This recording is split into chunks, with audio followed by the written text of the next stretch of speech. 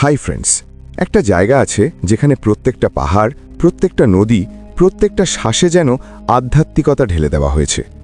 একদিকে ভগবানের বাসস্থান, অন্যদিকে প্রকৃতির অদ্ভুতের সমাহার। এখান থেকে যে নদীগুলো বেরোয় সেগুলো পৃথিবীর অর্ধেক মানুষের জীবনকে পুষ্ট করে। পানীয় জল, ফসল, দৈনন্দিন প্রয়োজন সবকিছু ওই জলই। এই একই জায়গায় পৃথিবীর সবচেয়ে উঁচুতে অবস্থিত মিষ্টি জলের হ্রদও আছে। চা পাগল হলে এখানকার মাখন মেশানো চা একবার খেলে বাকি সব চা ভুলে যাবেন, এতটাই আসল স্বাদ। সেখানেই শিবের আসন কৈলাস, পৃথিবীর সবচেয়ে উঁচু শৃঙ্গ মাউন্ট এভারেস্ট, সবকিছু একই জায়গায়। সেটাই পৃথিবীর অদ্ভুতের স্বর্গ, তিব্বত। ফ্রেন্ডস, এশিয়া মহাদেশের বড় নদীগুলো সিন্ধু, সতলজ, ব্রহ্মপুত্র, ইরাবতী, মেকং সবকিছু এই ভূখণ্ড থেকেই উৎপন্ন হয়। হাজার হাজার বছরের প্রাচীন হ্রদও এখানেই আছে। তাই তিব্বতকে পৃথিবীর জলের ছাতা বলা হয়, কারণ এখানকার পর্বত শৃঙ্গগুলো সমুদ্রপৃষ্ঠ থেকে প্রায় 4500 মিটার উঁচুতে। হিমালয়ের উত্তরে বিস্তৃত এই অঞ্চল প্রায় 12 লক্ষ বর্গ কিলোমিটার এলাকা জুড়ে। ভৌগোলিকভাবে এত বিশেষ স্থান, আর এখানেই পৃথিবীর সবচেয়ে বেশি লিথিয়াম খনিজ পাওয়া যায়। এসব কিভাবে একই জায়গায় সম্ভব ভাবছেন তো? অপেক্ষা করুন আরও অদ্ভুতের জন্য। তিব্বতে মোট জনসংখ্যা মাত্র 32 লক্ষ। চীনের দৃষ্টিতে এটা তাদের একটা অঞ্চল হলেও জনসংখ্যার দিক থেকে চীনের সবচেয়ে ছোট অঞ্চল বলে গণ্য। এখানকার বেশিরভাগ মানুষ ভেড়া, ইয়াক চড়ানো যাযাবর বা কৃষক। অফিসের চাকরি, আধুনিক কাজ করা লোক খুব কম। কিন্তু এখানকার জীবন পুরোপুরি শান্তি, ঐক্য আর ভালোবাসায় ভরা।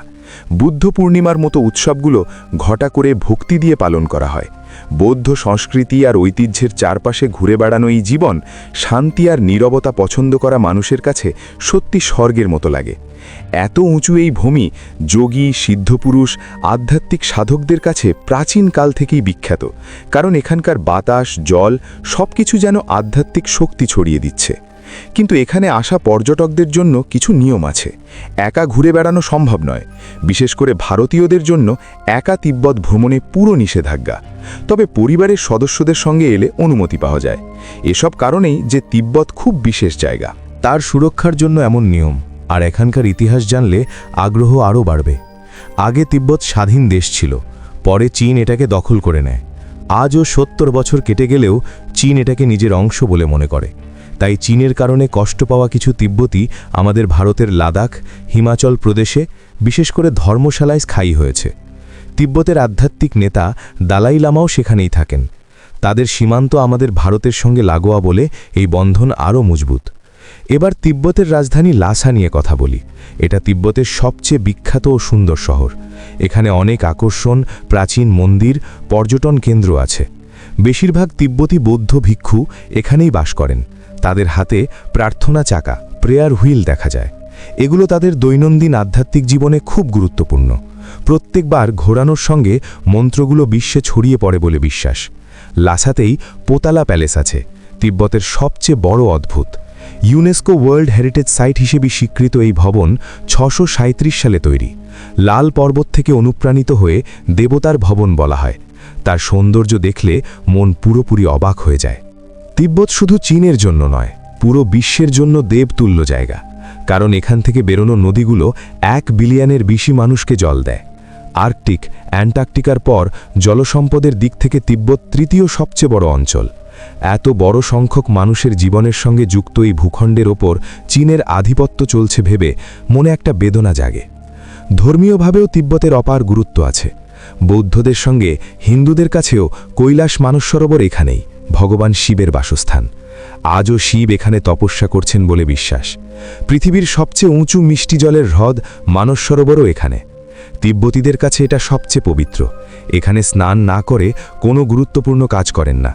প্রাচীন গ্রন্থ অনুসারে প্রত্যেক মানুষের জীবনে অন্তত একবার কৈলাস দর্শন ও মানস সরোবর স্নান করা উচিত। এই হ্রদ সিন্ধু, সতলজ, ব্রহ্মপুত্র, কর্ণালী নদীর উৎস। ভোরবেলায় এখানে বড় বড় শব্দ শোনা যায়। দেবতা তিব্বতীদের ঘুম থেকে তুলছেন বলে মনে হয়। 60 কিলোমিটার ব্যাসের এই হ্রদকে পুরোপুরি ঘুরতে 4 থেকে 5 দিন লাগে। সময় থাকলে অবশ্যই মানস সরোবর যাত্রা করুন, সেটা জীবনে ভোলা যায় না। মাউন্ট এভারেস্টের নাম সবাই জানেন তো? পৃথিবীর সবচেয়ে উঁচু পর্বত, 8848 মিটার। এটা নেপাল তিব্বত সীমান্তে। নেপালে সাগরমাথা, তিব্বতে চোমোলুংমা বলা হয়। এভারেস্টের জন্য তিব্বত শুধু ধর্মীয় কেন্দ্র নয়, বিশ্ববিখ্যাত পর্যটন স্থল হয়ে উঠেছে।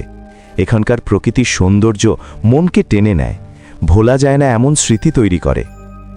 তিব্বতের সবচেয়ে বিখ্যাত পানীয় বাটার টি। এখানকার মানুষের কাছে চা মানে জীবন। একদিনে 30 কাপ পর্যন্ত খান।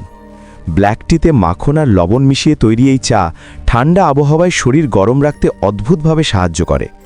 মাখনে এনার্জি ও ক্যালোরি বেশি থাকায় এটা তাদের দৈনন্দিন খাবারের মতো হয়ে গেছে। তিব্বতে গেলে বাটার টি অবশ্যই চেখে দেখুন। একবার খেলে অন্য চা সব সাধারণ লাগবে। তিব্বতের খাবারও বিশ্ববিখ্যাত। মোমো, সোমা, চাম্পা, মাটন, চিকেন, মাশরুম চাটনি ইত্যাদি দারুণ সুস্বাদু। এখানকার খাবার শরীরের রোগ কমিয়ে স্বাস্থ্য ভালো করে বলে বিশ্বাস। প্রধান ফসল বার্লি, তার থেকে তৈরি সাম্পা তাদের মূল খাবার। ননভেজ পছন্দ করলে নানা রকম মাংসের রান্না সব সময় তৈরি থাকে। এই স্বাদগুলো, এই সংস্কৃতি সব মিলিয়ে তিব্বতকে আরও অদ্ভুত করে তোলে। নেপাল, ভুটানে বাইককারে যে রঙিন প্রার্থনা পতাকা দেখেছেন তো, সেগুলো শুধু সাজসজ্জা নয়, হাওয়ায় উড়লে প্রার্থনা দেবতার কাছে পৌঁছে যায় বলে বিশ্বাস। এই পতাকায় ওং মণি পদ্মে হুঁ বৌদ্ধ মন্ত্র লেখা থাকে। এই মন্ত্র উচ্চারণ করলে মনে ইতিবাচক শক্তি আসে।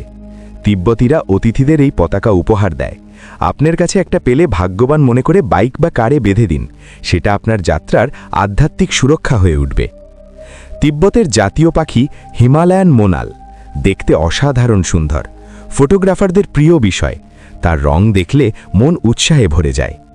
আরেকটা অদ্ভুত, তিব্বতে পৃথিবীর সবচেয়ে লম্বা ও উঁচু রানওয়ে আছে, নাঙ্গারি গুনসা এয়ারপোর্টে। 4200 মিটার লম্বা, 45 মিটার চওড়া। এখানকার ধর্মীয় ঐতিহ্যের কিছু সত্যিই অদ্ভুত। কেউ কেউ আকাশে উড়তে থাকা লামাদের দেখেছি বলে বলেন। এসব তিব্বতেই সম্ভব, কারণ এখানকার আধ্যাত্মিক শক্তি অসাধারণ। এখানকার উচ্চতার জন্য বিমান তিব্বতের ওপর দিয়ে ওড়ে না। হিমালয়ে 8000 মিটারের ওপরে পর্বত আছে বলে বিমানকে এই অঞ্চলের ওপর দিয়ে যাওয়ার অনুমতি দেওয়া হয় না।